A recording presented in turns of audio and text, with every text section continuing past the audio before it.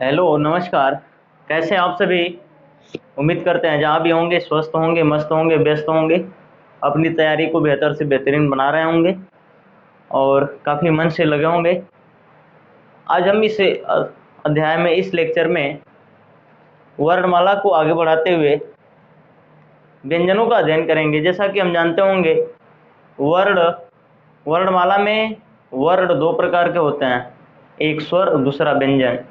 सामान्य रूप से स्वर कहते किसे हैं, तो हमने स्वरों को पढ़ा कि वे वर्ण या वे अक्षर जो स्वतंत्र रूप से बोले जाते हैं या जिनको बोलने के लिए किसी अन्य वर्ण की आवश्यकता नहीं पड़ती है, अन्य वर्ण की सहायता नहीं लेनी पड़ती, उन्हें स्वर कहते हैं।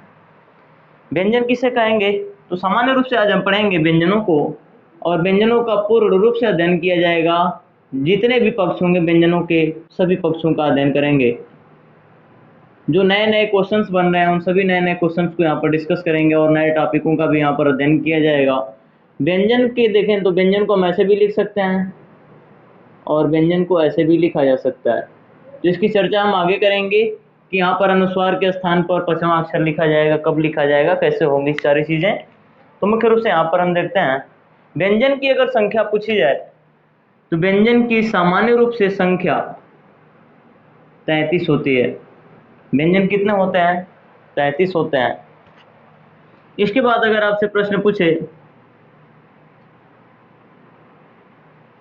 उच्चारण स्थान के आधार पर व्यंजन की संख्या, उच्चारण स्थान के आधार पर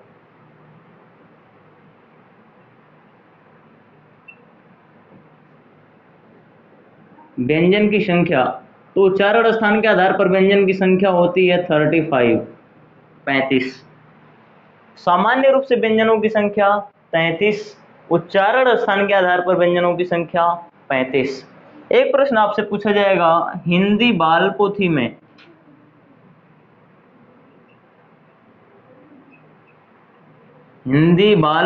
व्यंजन की संख्या कितनी? तो हिंदी बाल पोथी में व्यंजन की संख्या होती है 36।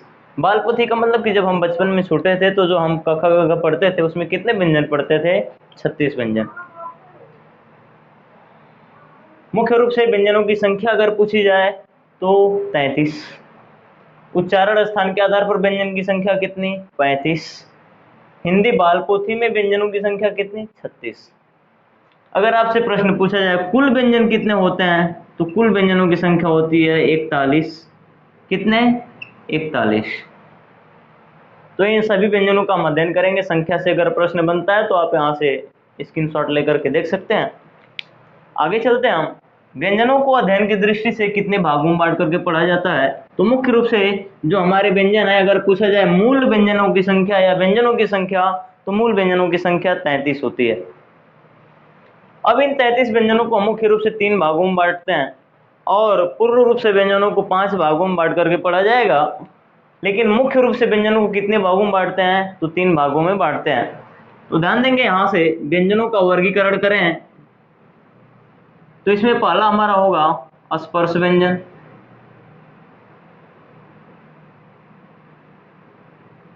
दूसरा भेद होगा हमारा अंतःस्थ व्यंजन, इनके उपनामों की चर्चा करेंगे। अंतःस्थ व्यंजन, जो तीसरा भेद होगा ऊष्म व्यंजन,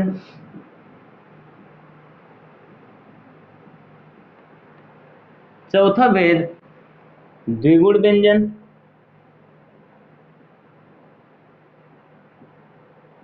व्यंजन, और आपका पांचवा भेद जो होगा संयुक्त व्यंजन।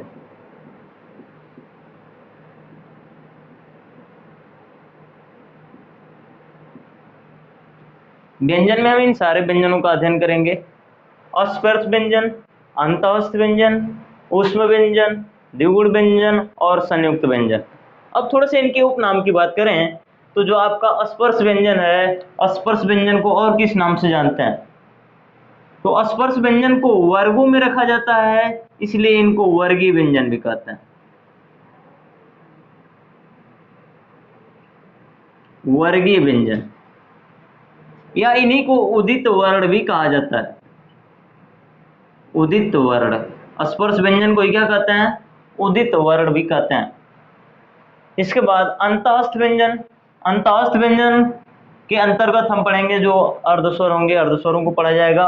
उसमें व्यंजनों को कहा जाता है संघर्षी व्यंजन। उसमें व्यंजन को ही क्या कहते हैं? संघर्षी व्यंजन। एक और नाम होता है उसमें व्यंजनों का, अल्पीय व्यंजन। क्यों कहते हैं? सारी चीजें हम अध्ययन करेंगे जब इनके बारे में पढ़ा जाएगा। यहाँ पर आपका है द्विगुण व्यंजन। द्विगुण व्यंजन किसे कहते हैं, या द्विगुण व्यंजन को और क्या क्या कहा जाता है? तो द्विगुण व्यंजन को उत्क्षिप्त व्यंजन भी कहते हैं। उत्क्षिप्त व्यंजन क्या कहते हैं भैया? उत्क्षिप्त व्यंजन। उत्क्षिप्त व्यंजन के साथ साथ इसे ताड़नजात व्यंजन भी कहते हैं। ताड़नजात व्यंजन।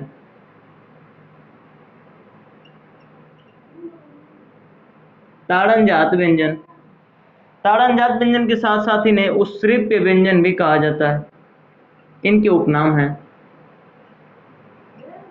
संयुक्त व्यंजन को ही मिश्रित व्यंजन भी कहा जाता है। मिश्रित व्यंजन। अब आइए आगे चलते हैं हम। अस्पर्श व्यंजन या वर्गीय व्यंजन या उदित व्यंजन या उदित वर्ण, उदित वर्ण भी कहा जा सकता है, उदित व्यंजन भी कहा जा सकता है। इनकी संख्या कितनी? तो 25 है। अस्पर्श व्यंजन कितने होते हैं? 25 होते हैं। या वर्गीय व्यंजन कितने होते हैं? 25 होते हैं। उदित वर्ण या उदित व्यंजन कितने होते हैं? तो 25 होते हैं। इसके बाद अंतःस्थ व्यंजनों की संख्या कितनी है? तो अंतःस्थ व्यंजन 4 होता है। संख्या डायरेक्ट आपसे पूछी जाती है, अंतःस्थ व्यंजन कितने, स्पर्श व्यंजन कितने होते हैं, तो संख्या भी आपको याद रखना है। इसके बाद ऊष्म व्यंजन या संघर्षी व्यंजन या अल्पी व्यंजन की संख्या कितनी? तो इनकी भी संख्या 4 होती है। अब क्या है? द्विगुण व्यंजन, उत्क्षिप्त व्यंजन या ताड़नजात व्यंजन या इसी को उत्सृप्य व्यंजन भी कहते हैं। उत्सृप्य या द्विगुण या उत्क्षिप्त या ताड़नजात व्यंजन की संख्या कितना? तो इनकी संख्या 2 होती है।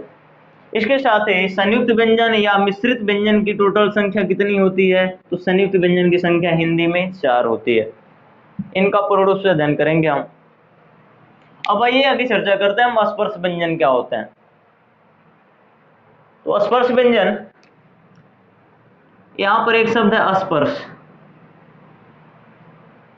जिन व्यंजनों का उच्चारण करते समय या जिन व्यंजनों को बोलते समय जिह्वा मुख के किसी न किसी भाग को अस्पष्ट रूप में स्पर्श करती है, उन्हें स्पर्श व्यंजन कहते हैं।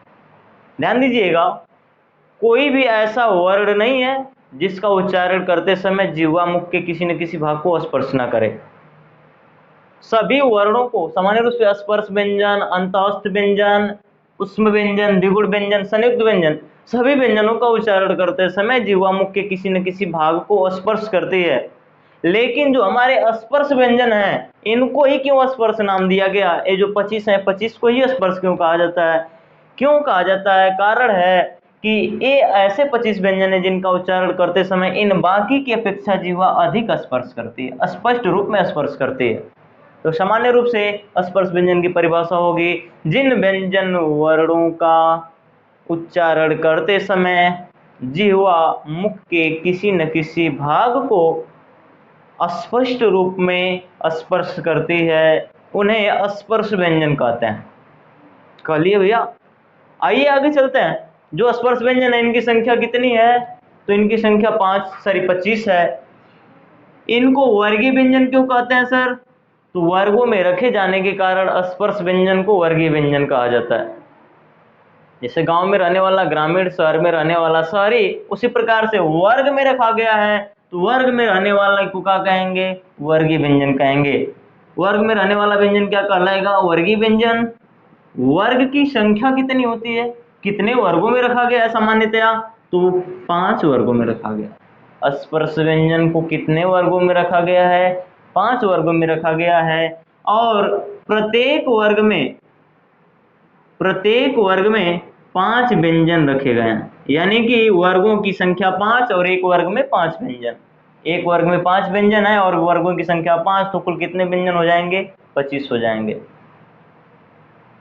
यही से आपका स्पर्श व्यंजन की संख्या पूछी जाए तो 25 बताएंगे, लेकिन थोड़ा सा एग्जामिनर अगर आपकी भावनाओं के साथ खेलना चाहे तो खेल सकता है। कैसे?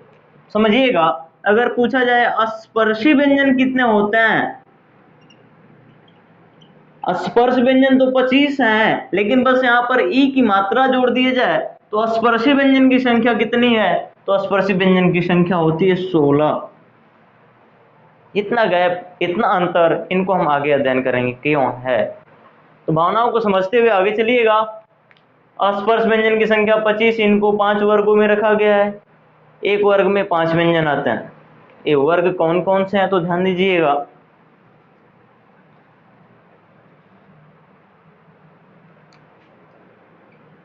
एक साइड हम वर्ग का चार्ट बनाते हैं, कितने हैं? 5। इसके बाद वर्गों में आने वाले अक्षर को हम वर्गाक्षर कह सकते हैं। वर्गाक्षर कौन कौन से वर्ग हैं सर? तो सबसे पहले ये जो हमारे स्पर्श व्यंजन हैं क से म तक आते हैं। क से म तक के व्यंजन स्पर्श व्यंजन कहलाते हैं। तो क से शुरू करेंगे, पहला वर्ग बनेगा क वर्ग। इसमें कितने आएंगे? 5 आएंगे। कौन कौन से? क, ख, ग, घ, अंग। दूसरा वर्ग आएगा आपका अंग के बाद च आता है, तो अगला अक्षर आपका च वर्ग बना लेगा।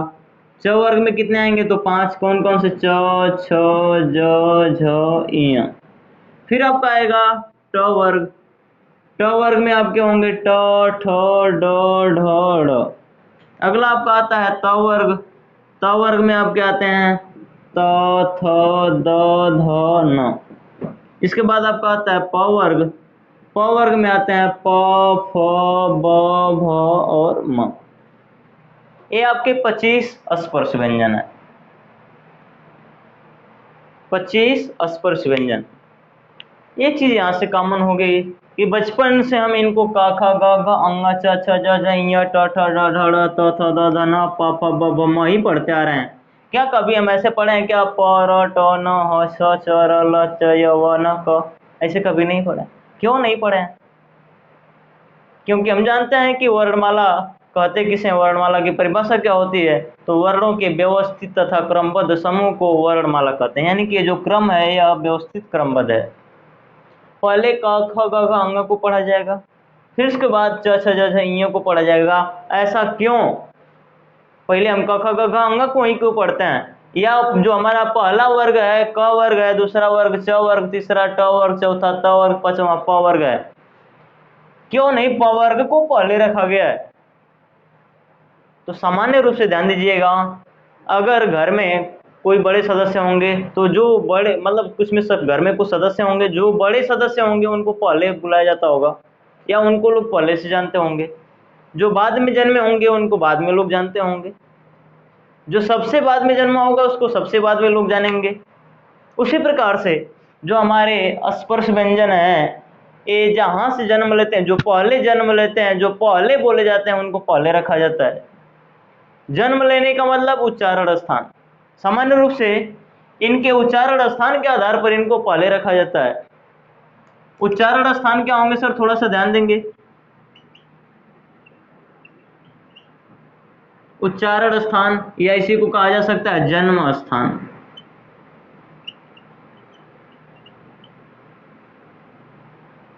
उच्चारण का मतलब होता है बोलना। जहां से या जिस स्थान से ये अक्षर बोले जाते हैं या जिस स्थान से इन अक्षरों का जन्म होता है वही इनके जन्म स्थान कहलाते हैं। कहने का तात्पर्य ध्यान दीजिएगा, जब हम बोलते हैं तो हमारे मुख से ध्वनि निकलती है, साउंड निकलता है। ये ध्वनि क्यों निकलती है? जब हम बोलते हैं तो ध्वनि निकलने का कारण क्या है? तो सर छोटा सा यही कारण है, ध्यान दीजिएगा। अगर सामान्य रूप से हम बात करें तो बचपन से हम सुनते आ रहे होंगे कि एक हाथ से ताली नहीं बजती है। क्यों नहीं बजती एक हाथ से ताली? क्योंकि ताली बजाने के लिए दोनों हथेलियों को आपस में स्पर्श कराना पड़ेगा। जब तक हम इस बोर्ड को टच नहीं करेंगे क्या यहां से साउंड आएगी? जब टच करेंगे तभी साउंड आएगी। यानी कि जब स्पर्श कर रहे हैं, जब टच कर रहे हैं तभी साउंड आ रही है। यानी हमारे मुख में भी, जैसे हमारे जो कुछ बोल रहे हैं हम, हमारे मुख से भी साउंड आ रही है, ध्वनि आ रही है। यानी हमारे मुख में भी कहीं ना कहीं दो स्तर या दो सतह आपस में स्पर्श कर रहे हैं। ठीक है ना? अगर हम क को बोले तो क को बोलने पर भी ध्वनि निकलती है। लेकिन अगर हमें इसके उच्चारण स्थान के बारे में जानना है तो क्रम से हम उच्चारण स्थान को नोट कर लेते हैं, फिर आपको स्पष्ट तरीके से बताएंगे कैसे होगा। तो क वर्ग के जितने अक्षर है क ख ग घ अ, इनका उच्चारण स्थान होता है कंठ। च छ ज झ ञ का उच्चारण स्थान होता है तालु। ट ठ ड ढ ढ़ का मूर्धा। त थ द ध न का उच्चारण स्थान दंत होता है। प फ ब भ म का उच्चारण स्थान ओष्ठ होता है। इनको कैसे आसानी से याद करेंगे ये भी चर्चा करेंगे हम, बिल्कुल विस्तार से भी अध्ययन किया जाएगा, ट्रिक भी यहाँ पर सीखेंगे हम लोग। तो थोड़ा सा एकदम बेसिक इसका जो प्रायोगिक आधार है, किस आधार पर इनको रखा गया है, तो ध्यान दीजिएगा। अगर हम मानव मुख की बात करें, थोड़ा सा मान लीजिएगा कि मानव का मुख है, हमारी ग्रासनली है, ये कंठ होगा। कंठ के ऊपर जाएंगे तो आपको मिलेगा तालु। तालु के ऊपर जाएंगे तो आपको मिलेगा मूर्धा। मूर्धा के बाहर जाएंगे तो आपको मिलेगा दंत। दंत के बाहर एकदम आपको मिलेगा ओष्ठ। ओष्ठ कंठ हमारा यहाँ पर होता है। इसके बाहर जाएंगे तो जो ऊपर वाला जबड़ा है, जो गहरा भाग है ऊपरी जबड़े में, उसका जो किनारा वाला भाग है बाहरी, वह आपका तालु होता है। तालु के बाद जो खुरदुरा भाग आपको मिलेगा ऊपरी जबड़े में, वह मूर्धा होता है। मूर्धा के बाद दंत से तो हम परिचित हैं, इसके बाद ओष्ठ भी जानते ही हैं, कोई दिक्कत नहीं। ध्यान दीजिएगा, क को बोलने पर ध्वनि निकलने से पहले आवाज नहीं निकलनी चाहिए। क को बोलिए, आवाज निकलने से पहले देखिए कहीं स्पर्श कर रही है क्या जी हुआ क, तो ध्वनि निकलने से पहले देखिएगा यहाँ पे स्पर्श कर रही है क्या? जी हाँ कर रही है, यही हमारा कंठ है। इसी प्रकार से क ख ग घ अंग को बोलेंगे तो लगभग उसी स्थान पर स्पर्श होगा। च छ ज झ ञ को बोलिएगा क्या जीवा हमारे गहरे वाले भाग में, तालु वाले भाग में जाके स्पर्श कर रही है क्या? जी कर रही है। तो च छ ज झ ञ का उच्चारण स्थान कहाँ होगा? तालु। जीवा जहां स्पर्श करेगी वह उसका उच्चारण स्थान होगा। जैसे ट को बोलने पर जीवा मूर्धा को स्पर्श करती है, स्पर्श करके निकलती है, इसलिए ट का उच्चारण स्थान मूर्धा हो जाएगा।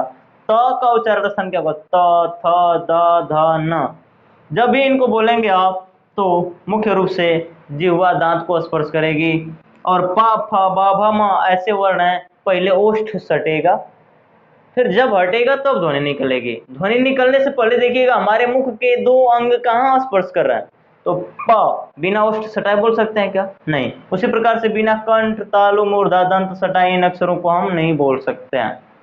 इन वर्णों का उच्चारण स्थान इस प्रकार से होगा। सबसे अंदर कंठ आता है, यानी कि जब हम बोलते हैं तो ध्वनि निकलती है, और जो ध्वनि निकलती है अंदर से बाहर की तरफ निकलती है कि बाहर से अंदर? सागर जी, ध्वनि हमारी अंदर से बाहर निकलती है कि बाहर से अंदर की तरफ जाती है?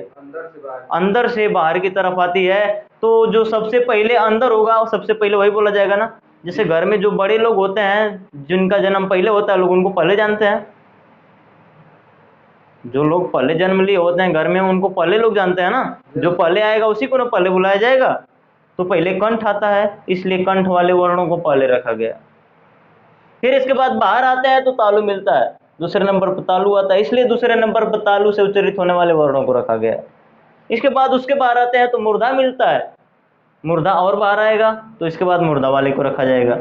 फिर इसके बाद उससे मूर्धा से बाहर आते हैं तो मूर्धा से बाहर दंत मिलता है, आपको दंत मिलता है, इसके लिए दंत को चौथे स्थान पर रखा गया। और सबसे बाहर हमारे मुख में क्या है? ओष्ठ है। सबसे लास्ट में क्या मिलता है? ओष्ठ मिलता है, इसलिए ओष्ठ वालों को सबसे अंत में रखा गया। ये पूर्ण एनालिसिस आपकी है। एक चीज ध्यान देंगे, जब मान लीजिए कि आप अगर किसी कॉम्पिटेटिव एग्जाम्स की तैयारी करें, खासकर लड़कों की बात करें, तो जब नौकरी पा जाएंगे तो नौकरी पा जाने के बाद दहेज में कहेंगे कि हमें केटीएम दो। क्या दो? केटीएम दो। केटीएम दो। कौन सी बाइक चाहिए आपको? कौन सी गाड़ी चाहिए? केटीएम दो। के से हो जाएगा कंठ, टी से तालु, एम से मूर्धा, डी से दंत, ओ से ओष्ठ। यह उच्चारण स्थान याद करने का क्रम हो जाएगा। पहले क वर्ग, च वर्ग, ट वर्ग, त वर्ग और प वर्ग का। स्पर्श व्यंजनों की कहानी अभी यहीं तक समाप्त नहीं होती है, अभी हम आगे चलेंगे। ध्यान दीजिएगा, अगर हमसे पूछा जाए क ख ग घ अंग का उच्चारण स्थान तो बताएंगे कंठ। च छ ज झ ञ का उच्चारण स्थान तो तालु। ट ठ ड ढ ढ़ का उच्चारण स्थान तो मूर्धा। त थ द ध न का उच्चारण स्थान दंत। प फ ब भ म का उच्चारण स्थान ओष्ठ होगा। लेकिन ध्यान दीजिएगा, यहाँ पर जो अंग, इ, ड़, न, म है, इनका उच्चारण स्थान नासिका भी होता है। अगर हमसे पूछा जाए अंग का उच्चारण स्थान कहाँ है, तो अंग का उच्चारण स्थान कंठ होगा। कंठ के साथ साथ और कहाँ होगा, नासिका होगा। जब कंठ और नासिका दोनों ऑप्शन में दिया हो, पूछे जाए कि अंग का उच्चारण स्थान क्या होगा, ऑप्शन में कंठ और नासिका दोनों दिया है, तो नासिका को बताएंगे, कंठ नहीं बताएंगे। क्यों नहीं बताएंगे, आइए आगे चर्चा करते हैं। बताइएगा सर, क वर्ग का पहला अक्षर क, च वर्ग का पहला अक्षर ट वर्ग का पहला अक्षर, त वर्ग का पहला अक्षर, प वर्ग का पहला अक्षर, यानी कि वर्गों के पहले अक्षर है क्या, वर्गों के पहले अक्षर हैं। ध्यान दीजिएगा, वर्गों के पहले अक्षर हो जाएंगे। इसके बाद इसी प्रकार से हम इस लाइन को वर्गों का दूसरा अक्षर लिख सकते हैं क्या, ये वर्गों के दूसरे अक्षर हो जाएंगे क्या। वर्गों के दूसरे अक्षर कौन कौन से, ख, छ, ठ, थ, फ। ठीक है सर। इसके बाद तीसरे अक्षर कौन कौन से हो जाएंगे, ग, ज, ड, द, ब को वर्गों का तीसरा अक्षर कह सकते हैं क्या, जैसे क वर्ग का तीसरा अक्षर ग, च वर्ग का तीसरा ज, ट वर्ग का तीसरा द, ड, त वर्ग का तीसरा द, प वर्ग का तीसरा अक्षर, यानी ये जो लाइन है वर्गों का तीसरा अक्षर है क्या। उसी प्रकार से जो घ, झ, ढ, ध, भ, ये आपका वर्गों के चौथे अक्षर हैं क्या। और अंग, इ, ड़, न, म, ये वर्गों के पांचवें अक्षर हैं क्या, पांचवें अक्षर हैं। वर्गों के पहले अक्षर कौन कौन से, ध्यान दीजिएगा, हमें वर्गों का अक्षर तो याद करना है। क वर्ग के अक्षर पूछे जाएंगे तो क, ख, ग, घ, ङ। च वर्ग का छ, छ, ज, झ, ञ। ट वर्ग का ट, ठ, ड, ढ, ढ़। त वर्ग का त, थ, द, ध, न। प वर्ग का प, फ, ब, भ, म। लेकिन इसके साथ साथ हमें वर्गों के पहले अक्षर, दूसरे अक्षर, तीसरे, चौथे और पांचवें अक्षर को भी याद करने की आवश्यकता होती है, क्योंकि जब हम संधि पढ़ेंगे तो संधि में यह काम आएगा। अघोष सघोष पढ़ेंगे तो अघोष सघोष में भी इसको याद रखना होगा। अल्प प्राण महाप्राण पढ़ेंगे तो अल्प प्राण महाप्राण में भी हमें इसे इसको याद कर रखना होगा। थोड़ा सा ध्यान दीजिएगा, वर्गों के पहले अक्षर कौन कौन से, क, च, ट, त, प। दूसरे अक्षर कौन से, ख, छ, ठ, थ, फ। तीसरे अक्षर कौन से, ग, ज, ड, द, ब। गधा, ग से लेके बकरी, ब तक। ठीक है ना। चौथे अक्षर कौन से, ग, झ, ड, द, भ। पांचवें अक्षर कौन से, अंग, इ, ड़, न, म। ये पांचवें अक्षर हो जाएंगे। इसमें से देखेंगे आप, अंग, इ, ड़, न, म को बोलेंगे तो जो ध्वनि होगी मुख के साथ साथ नाक से भी निकलेगी। जैसे बोलिएगा क, तो क को बोलने पर क्या नाक से आवाज निकल रही है, क, ख, ग, घ, क्या नाक से आवाज निकल रही है। लेकिन जैसे पांचवा अक्षर बोलेंगे अंग, कनेक्शन शॉर्ट कर जाएगा, नाक और मुख दोनों जगह से आवाज आएगी। यानी कि जब अंग, इ, ड़, न, म का उच्चारण कर रहे हैं तो जो ध्वनि है मुख और नाक दोनों जगहों से निकलती है। जिन वर्णों का उच्चारण करते समय ध्वनि मुख और नाक दोनों जगह से निकलती है, उन वर्णों को अनुनासिक वर्ण कहते हैं। क्या कहते हैं सागर जी, अनुनासिक वर्ण। उमेश भैया क्या कहते हैं, अनुनासिक वर्ण कहते हैं। तो बताइएगा अनुनासिक का मतलब क्या, जो नाक और मुख दोनों जगहों से बोले जाते हो। तो कौन कौन से हो जाएंगे, अंग, इ, ड़, न। अनुनासिक वर्ण कितने, 5 होंगे। अनुनासिक व्यंजन कितने, अनुनासिक व्यंजन कितने, तो यही 5 होंगे ना। कौन कौन से, अंग, इ, ड़, न, म। जिन वर्णों का उच्चारण करते समय ध्वनि मुख और नाक दोनों जगह से निकले उसको क्या कहते हैं, अनुनासिक वर्ण। काय म्हणतो मी, काय बोलतो आपला सांगतो ना। हाँ ठीक है। आइए, अंग, इ, ड़, न, म। अंग का उच्चारण स्थान कंठ, लेकिन कंठ के साथ साथ नाक से भी निकलती है तो उच्चारण स्थान नाक भी बताएंगे, नासिका भी होगा। लेकिन कंठ और नासिका अगर दोनों दिया जाए अंग का उच्चारण स्थान पूछ करके तो नासिका को ही बताएंगे। किसको बताएंगे, नासिका को। इ का उच्चारण स्थान दिन दहाड़े तालु दिख रहा है यहाँ पे, लेकिन तालु के साथ साथ और कहाँ होगा, नासिका होगा। ड़ का उच्चारण स्थान मूर्धा भी होगा, मूर्धा के साथ साथ नासिका भी होगा, लेकिन मूर्धा नासिका दोनों देगा तो किसको करेंगे? नासिका को करेंगे। काहे कि जब हम ड़ बोलते हैं तो जो ध्वनि होती है मुख से अधिक नाक से निकलती है, ठीक है ना। जैसे इसमें से किसी भी अक्षर का उच्चारण स्थान पूछा जाए तो सबसे पहली वरीयता नासिका को देंगे। उच्चारण स्थान क्या होगा इनका? नासिका होगा। ये अनुनासिक निकल गया, ठीक है ना। इसके बाद ये नीचे दिख रहा है ना?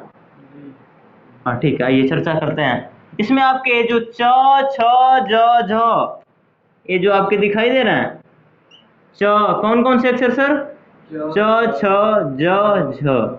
इन 4 अक्षरों को स्पर्श संघर्षी कहा जाता है। क्या कहते हैं? स्पर्श संघर्षी व्यंजन। स्पर्श संघर्षी व्यंजन की संख्या कितनी? 4। कौन कौन से? च छ ज झ, ठीक है ना। चम्मच स से लेके झंझट झ तक, ठीक है ना। च छ ज झ ये चारों क्या हो जाएंगे? स्पर्श संघर्षी व्यंजन हो जाएंगे, ठीक है ना। अब ध्यान दीजिएगा, ये तो निकल गए स्पर्श संघर्षी व्यंजन, ये निकल गए अनुनासिक व्यंजन। कितने निकल गए? तो 5 अनुनासिक व्यंजन निकल गए और 4 स्पर्श संघर्षी निकल गए। कुल टोटल हमारे थे कितने स्पर्श व्यंजन? 25 में से कितने निकल गए? 5 अनुनासिक और 4 स्पर्श संघर्षी, यानी कि 5 4 कितने निकल गए? कितने बचे? 16। 16 कौन कौन बचे? क ख ग घ, ट ठ ड ढ, त थ द ध, प फ ब भ, यानी कि इनको मिटा दीजिए, इनको मिटा दीजिए, बचे यही हमारे 16। और यही 16 हमारे स्पर्शी व्यंजन कहलाते हैं भैया। क्या कहते हैं इनको? क्या कहल जाला? स्पर्शी व्यंजन। अगर आपसे पूछे स्पर्श व्यंजन कितने? 25। स्पर्शी व्यंजन कितने? 16। कितना? 16। काहे भैया? काहे कि 5 जो है अनुनासिक बन जाते हैं और 5 स्पर्श संघर्षी बन जाते हैं, तो बचे कितने? 16 बचे। और 16 में जो होंगे 16 वो क्या होंगे? आपके स्पर्श संघर्षी कहलाएंगे। यह आपका यूपीएसआई में पूछा हुआ है, स्पर्शी व्यंजनों की संख्या कितनी? तो स्पर्शी व्यंजन कितने? 16, ठीक है ना। पिछले साल अभी हुआ 12 नवंबर से स्टार्ट हुआ था यूपीएसआई का पेपर, 13 नवंबर को पूछा गया था स्पर्शी व्यंजन की संख्या कितनी? तो स्पर्शी व्यंजन की संख्या कितना बताएंगे? 16। स्पर्श संघर्षी व्यंजन की संख्या कितना? 4। अनुनासिक व्यंजन की संख्या कितना? 5। कौन कौन से? अंग इ अड़ न म, ठीक है ना। स्पर्श व्यंजन क्लियर हुआ आपको? इसमें फिर से हम लिखते हैं, कौन कौन से मिटाए हम सर? च छ ज झ, अंग इय ड़ न म। ये वर्गों के पहले अक्षर है, दूसरे अक्षर है, तीसरे अक्षर, चौथे अक्षर और ये 5वें अक्षर। अच्छा बताइए उमेश भैया, मामा के घर जाते हैं, मामा को कैसे बुलाते हैं? ए मामा बुलाते हैं ना। तो यहाँ पर लिख दीजिए, कहाँ लिखिए? ए मामा, ए मामा। मामा की पत्नी मामी, चाचा की पत्नी दादा की पत्नी, नाना की पत्नी, काका की पत्नी, पापा की पत्नी। भावनाओं बगे, अरे भाई साहब गजब हो, पापी बोल रहे भैया। ध्यान दीजिएगा, ए मामा, मामा को कैसे बुलाते हैं? ए मामा, बड़ा प्यार से बुला रहा है भैया। ए से होता है सर अल्प प्राण, ए से क्या होता है? अल्प प्राण। एम से महाप्राण, यानी कि जो वर्गों के पहले अक्षर है क च ट त प, ये ए से अल्प प्राण होंगे। दूसरे अक्षर महाप्राण, तीसरे अक्षर अल्प प्राण, चौथे अक्षर महाप्राण, 5वें अक्षर अल्प प्राण। इनको याद करने का एकदम आसान तरीका बता देंगे, आप देख करके बता देंगे, कोई दिक्कत नहीं होगा। लेकिन फिलहाल ऐसे अगर आप देखें तो वर्गों के पहले अक्षर अगर याद है तो बता देंगे ना कि अल्प प्राण होंगे, ए मामा से याद हो जाएंगे। मामी मत लिख दीजिएगा, नहीं तो भावनाएं बदल जाएंगी, ठीक ना। तो ये स्पर्श व्यंजन आपको क्लियर है सर? ये पूरी एनालिसिस आपके स्पर्श व्यंजन की रही। इसके बाद आपके अंतःस्थ व्यंजन कितने हैं सर? अंतःस्थ व्यंजन कितने? 4। अंतःस्थ व्यंजन कितने? 4। कौन कौन से भैया? तो बताएंगे य, र, ल, व। य, र, ल, व। आइए, कौन कौन से? य, र, ल, व। अंतःस्थ क्यों कहते हैं सर इनको? ध्यान दीजिएगा, जब क ख ग घ अंग को बोलते हैं तो ध्वनि जो निकलती है बाहर निकल जाती है, पूर्ण रूप से ध्वनि बाहर निकल जाती है। लेकिन य, व, र, ल को बोलते हैं तो हवा जो है, ध्वनि जो है, वायु जो है अंदर ही रह जाती है, बाहर नहीं निकलती है। अर्थात य, र, ल, व ये 4 ऐसे अक्षर है जिनका उच्चारण करते समय ध्वनि बाहर पूर्ण रूप से नहीं निकलती, मतलब सारी ध्वनि की बात नहीं, वायु मुख्य रूप से अंदर ही रहती है। या कहें कि य, र, ल, व का उच्चारण करते समय इनका उच्चारण मुख के भीतर ही हो जाता है, अंदर ही हो जाता है, इसलिए इनको हम अंतःस्थ कहते हैं। अंत माने अंदर होता है, अस्थ माने स्थित। जिनका उच्चारण मुख के अंदर ही हो जाए उनको क्या कहेंगे? अंतःस्थ कहेंगे। अंतःस्थ व्यंजन की संख्या कितनी सर? 4। कौन कौन से? य, र, ल, व।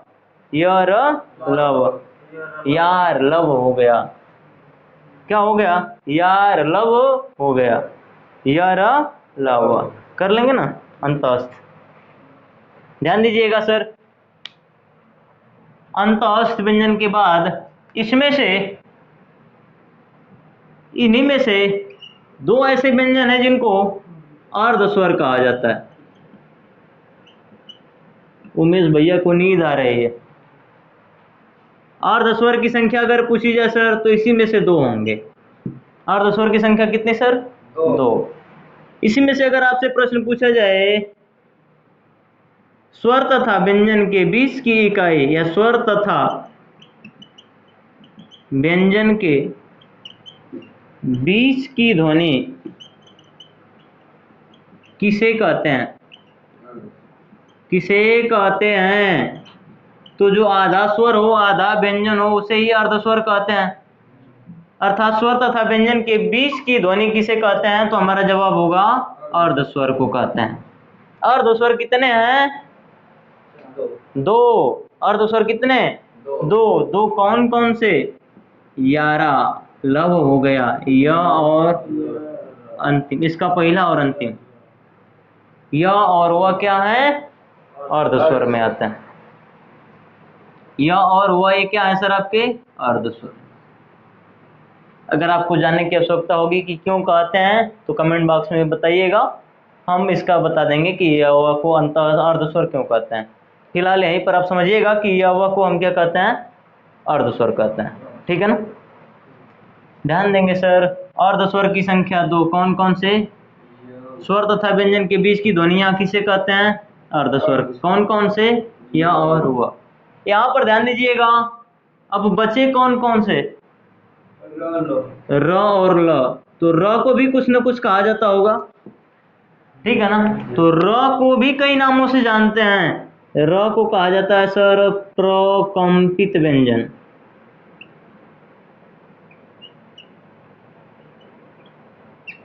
प्रकंपित व्यंजन। र को ही कहा जाता है लुंठित व्यंजन। गजब नाम है भैया, लुंठित व्यंजन।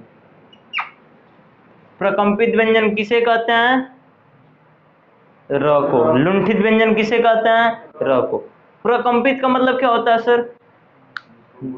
जिस व्यंजन को बोलने पर एक से अधिक बार कंपन हो, जिस व्यंजन को बोलने पर मुख में एक से अधिक बार कंपन हो उसे प्रकंपित व्यंजन कहते हैं। लुंठित का मतलब जिस वर्ण को बोलने पर जिह्वा लटपटा जाए, सामान्य रूप से कहें, या जिह्वा में ऐंठन आ जाए, उसको हम लुंठित व्यंजन कहते हैं। तो लुंठित व्यंजन किसे कहते हैं? र को। प्रकंपित व्यंजन किसे कहते हैं? र को। बचा कौन सा? ल। जो बोल रहा है परिभाषा से भी प्रश्न बनता है, परिभाषा लिखते जाइएगा अगर लिखना होगा तो। ल लिखेंगे तो आपके लिए बेनिफिट होगा, क्योंकि बहुत सारी चीजें आपको यहाँ से नहीं मिलेंगी। और प्रयास पसंद आएगा तो अपने दोस्तों को जरूर शेयर कीजिएगा। अगला वर्ड कौन सा है सर? ल। ल को कहा जाता है भैया पार्श्विक व्यंजन। क्या कहते हैं इसको? पार्श्विक व्यंजन। थोड़ा सा ध्यान दीजिएगा, आप गणित पढ़े होंगे ना, गणित में पढ़े होंगे, जिसे एक चित्र बनाया गया होगा इस प्रकार से, ये त्रिभुज दिखाई दे रहा है, ट्रायंगल। यह कोण मान लेते हैं x हो जाए, यह आपका हो जाए 85 और ये हो जाए 60 मान लीजिएगा। अगर आपसे पूछा जाता है प्रश्न गणित में कि पार्श्व चित्र में कोण x का मान क्या होगा, पार्श्व चित्र में कोण x का मान क्या होगा, तो पार्श्व का मतलब क्या सर? बगल वाले चित्र में। पार्श्व का मतलब क्या होता है? बगल। पार्श्व का अर्थ क्या होता है सर? बगल। तो जो ल है, ल को क्या कहते हैं? पार्श्विक व्यंजन कहते हैं। क्यों कहते हैं? पार्श्विक व्यंजन कहने का मुख्य प्रयोजन है कि जब ल को बोलते हैं तो जीवा आगे से टेढ़ी हो जाती है। आगे से कैसी हो जाती है? टेढ़ी। और वायु जो है अगल बगल से निकलती है, उसको पार्श्विक व्यंजन कहते हैं। परिभाषा से प्रश्न बना है कई बार, और प्रश्न क्या बना है? प्रश्न यह है कि जिस वर्ग को बोलने पर जीवा आगे से टेढ़ी होती, वायु अगल बगल से निकलती है, उसे क्या कहते हैं? तो पार्श्विक व्यंजन कहते हैं। ठीक है, पार्श्विक व्यंजन किसे कहते हैं? ल को। अंतःस्थ व्यंजन की संख्या 4। कौन कौन से? यार लव हो गया, यार लव। अर्धस्वर कितने? कौन कौन से? य और व। पहले र को भी अर्धस्वर में गिना जाता था, ठीक है ना, लेकिन अब इसको पूर्ण रूप से व्यंजन बना दिया गया, अब यह अर्धस्वर में नहीं गिना जाता। स्वर तथा व्यंजन के बीच की ध्वनि किसे कहते हैं? अर्धस्वर को कहते हैं। प्रकंपित व्यंजन किसे कहते हैं? र को। लुंठित व्यंजन किसे? पार्श्विक व्यंजन किसे कहते हैं? ल को कहते हैं। ये आपके हो गए। आगे चर्चा करते हैं सर ऊष्म व्यंजन। कौन से व्यंजन? ऊष्म व्यंजन। मिटाते हैं इधर से।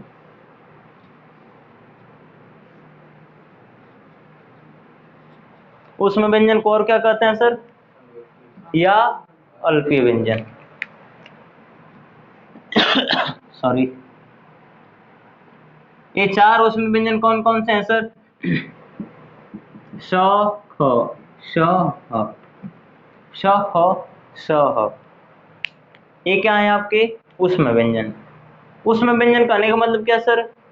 जब इनको बोलते हैं तो मुख से ऊष्मा निकलती है। ऊष्मा कहाँ निकलेगी? जब रगड़ होगा तब ऊष्मा निकलेगी। संघर्षी, संघर्षी का मतलब इनको बोलने पर संघर्ष, जब रगड़ होगा तो संघर्ष करना पड़ेगा कि नहीं? करना पड़ेगा, यानी कि संघर्ष के साथ उच्चारित होता है, इसलिए इनको संघर्षी कहते हैं। अल्पीय व्यंजन क्यों कहते हैं? तो ध्यान दीजिएगा, अगर हम मुख को पूरा खोल करके बोले हाँ, तो क्या मुख में कहीं संघर्ष करना पड़ रहा है? क्या मुख से ऊष्मा निकलेगी? लेकिन जैसे ही हम मुख को छोटा कर दें, स कम मुख को खोलें, अल्प मात्रा में जब मुख को खोलें, तो क्या मुख से ऊष्मा निकलेगी? जैसे आप पंप देखे होंगे, पंप जिससे हम हवा भरते हैं साइकिल में, उससे जब हम हवा को भरते हैं तो हवा प्रेशर के साथ निकलती है, लेकिन जब उसके छुछिया जो ऊपर का होता है वाल्व को जब दबाते हैं तो और तीव्र गति से वायु निकलती है। जैसे आप बर्नौली का प्रमेय पढ़े होंगे, जब क्षेत्रफल कम होता है तो दबाव बढ़ता है, ठीक है ना। तो ध्यान दीजिएगा, बर्नौली के प्रमेय पर यह आधारित है कि जब स ख श ह को बोला जाता है तो मुख जो है कम खुलता है, और जब मुख कम खुलेगा तो जो वायु निकलेगी और तीव्र गति से निकलेगी। क्या? जैसे इस प्रकार से हमारा मुख है, यहाँ से वायु निकलेगी तो सामान्य रूप से निकल जाएगी, लेकिन जब मुख कम ही खुलेगा तो यहाँ से वायु निकलेगी तो तीव्र वेग से निकलेगी। जब तीव्र वेग से निकलेगी तो हमारी स्वर तंत्रियों में संघर्ष होगा। क्या? संघर्ष जब होगा सर तो यहाँ से ऊष्मा निकलेगी कि नहीं? बहुत तीव्र गति से वायु निकल रही है, तो इसीलिए इसको ऊष्म व्यंजन कहते हैं। ऊष्मा निकलती है रगड़ के साथ, संघर्ष करना पड़ता है, इसलिए संघर्षी कहते हैं। मुख अल्प मात्रा में खुलता है, इसलिए इसको क्या कहते हैं? अल्पीय व्यंजन कहते हैं।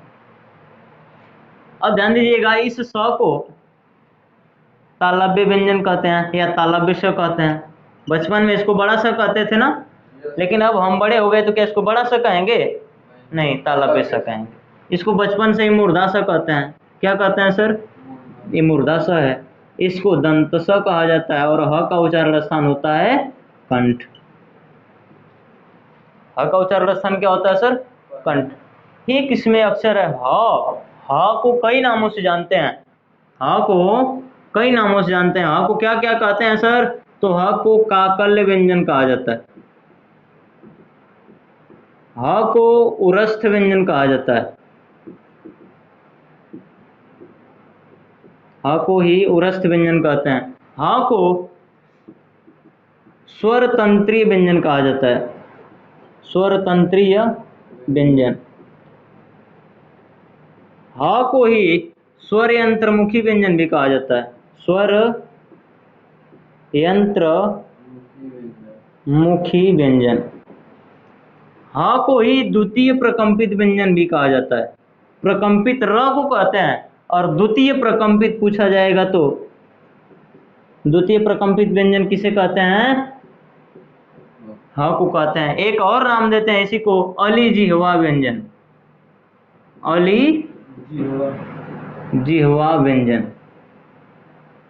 अलिजिह्वा व्यंजन। ह के इतने सारे नाम हैं। ह को क्या क्या कहते हैं सर? ह को काकल्य व्यंजन, उरस्थ व्यंजन, स्वर तंत्रीय व्यंजन, स्वर यंत्रमुखी व्यंजन, द्वितीय प्रकंपित व्यंजन और अलिजिह्वा व्यंजन कहा जाता है। इतने सारे उपनाम हैं ह के। तो यहाँ से कोई भी अगर प्रश्न बनेगा तो सामान्यतः छूटेगा नहीं आपका। अब थोड़ा सा ध्यान दीजिएगा। अगले व्यंजन है हमारे द्विगुण व्यंजन या उत्क्षिप्त व्यंजन या ताड़नजात व्यंजन या उत्सृप्य व्यंजन। इनकी संख्या कितनी है भैया? 2। ये 2 कौन कौन से हैं? तो बचपन में हम क्या करते थे? लड़ाई ना। बचपन में क्या करते थे? अब क्या करते हैं? पढ़ाई। लड़ाई वाला ड़ और पढ़ाई वाला ड़। लड़ाई वाला ड़ और पढ़ाई वाला ड़, ये दोनों आपके द्विगुण व्यंजन कहलाते हैं या इन्हीं को उत्क्षिप्त व्यंजन कहते हैं या इन्हीं को ताड़नजात व्यंजन कहते हैं, इन्हीं को उत्सृप्य व्यंजन कहते हैं। द्विगुण कहने का मतलब इनमें 2 गुण दिखाई देंगे। ध्यान दीजिएगा कौन कौन से? ये डमरूडा जैसा दिख रहा है क्या? ये ढक्कन ढ जैसा दिख रहा है, लेकिन ये डमरूडा नहीं है, इसको ड़ पढ़ा जाता है। ड नहीं ड़, इसको ढ नहीं ड़ पढ़ा जाता है। अब ध्यान दीजिएगा इनको उत्क्षिप्त क्यों कहते हैं? तो जब हम हिंदी व्याकरण में आगे पढ़ेंगे, जब शब्द रचना, तो शब्द रचना में पढ़ेंगे वाक्यांशों के लिए एक शब्द। वाक्यांशों के लिए एक शब्द जब पढ़ेंगे तो वहां पर वाक्यांशों के लिए एक शब्द के लिए प्रश्न बनता है, ऊपर की ओर फेंका गया। वाक्यांश के लिए एक शब्द क्या प्रयोग करेंगे? तो ऊपर की ओर फेंका गया के लिए प्रयोग करते हैं उत्क्षिप्त। ऊपर की ओर फेंका गया को एक शब्द में क्या कहते हैं? उत्क्षिप्त। जब हम ड़ ढ का उच्चारण करते हैं तो जीवा इनको ऊपर की तरफ, बाहर की तरफ फेंकती है, इसलिए इनको उत्क्षिप्त व्यंजन कहते हैं। ताड़नजात क्यों कहते हैं? ताड़न मतलब जीवा इनको बाहर करती है, बाहर की तरफ फेंकती है, इसलिए इनको ताड़नजात कहते हैं। उत्सृप्य उत्क्षिप्त को ही उत्सृप्य भी कहा जाता है। तत्सम तद्भव दोनों हो जाएंगे। यानी कि द्विगुण व्यंजन की संख्या कितनी? 2। उत्क्षिप्त व्यंजन की संख्या कितनी? 2। ताड़नजात व्यंजन की संख्या कितनी? 2। उत्सृप्य व्यंजन की संख्या कितनी? 2। अभी तक हमने क्या पढ़ा सर? स्पर्श व्यंजन। स्पर्श व्यंजन कितने पढ़े सर? 25। ठीक है ना। अंतःस्थ व्यंजन हमने पढ़ा। अंतःस्थ व्यंजन कितने पढ़े सर? 4। इसके बाद अब हमने पढ़ा ऊष्म व्यंजन। ऊष्म व्यंजन कितने हमने पढ़े सर? 4। अभी क्या पढ़े हम? द्विगुण व्यंजन। द्विगुण व्यंजन कितने पढ़े सर? 2।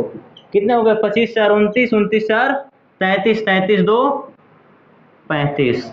और यही आपके 35 उच्चारण स्थान के आधार पर व्यंजन है। उच्चारण स्थान के आधार पर व्यंजन कितने हैं? 35। कौन कौन से? तो 25 स्पर्श व्यंजन, 4 अंतःस्थ व्यंजन, 4 ऊष्म व्यंजन और 2 द्विगुण व्यंजन। टोटल कितने? 35 35। अगले आपके हैं संयुक्त व्यंजन या मिश्रित व्यंजन। संयुक्त व्यंजन किसे कहते हैं भैया? संयुक्त व्यंजन किसे कहते हैं? संयुक्त का मतलब होता है मिला हुआ। वे व्यंजन जो 2 व्यंजनों के मिलने से बने हों उन्हें संयुक्त व्यंजन कहते हैं। संयुक्त व्यंजन की संख्या कितनी है? 4। संयुक्त व्यंजन की संख्या 4। चार कौन कौन से हैं सर? तो छ, त्र, ज्ञ और श्र। ये छत्रीय छ जो है किन दो व्यंजनों के मिलने से बना है? तो क और मूर्धा स के। त्र किससे मिलकर के बना है? त और र के मिलने से। ज्ञ किससे मिलकर बना है? ज और य के मिलने से। श्र किससे मिलकर बना है? बड़का स और र के मिलने से श्र बना है। इसको और फुट कर करेंगे तो इसमें आप क धन श धन और कर लेंगे, ये पूरा विस्तृत हो जाएगा। इसी प्रकार से इसको भी तोड़ सकते हैं। ये आपके क्या हैं? संयुक्त व्यंजन है, या इन्हीं को मिश्रित व्यंजन भी कहा जाता है। ये आपके पूर्ण रूप से व्यंजन रहे। आगे हम चर्चा करेंगे अल्पप्राण, महाप्राण, अघोष, सघोष क्या होंगे सारी चीजें। अगर प्रयास पसंद आया हो तो अपने दोस्तों को जरूर शेयर करें। मिलते हैं अगले एपिसोड में। धन्यवाद।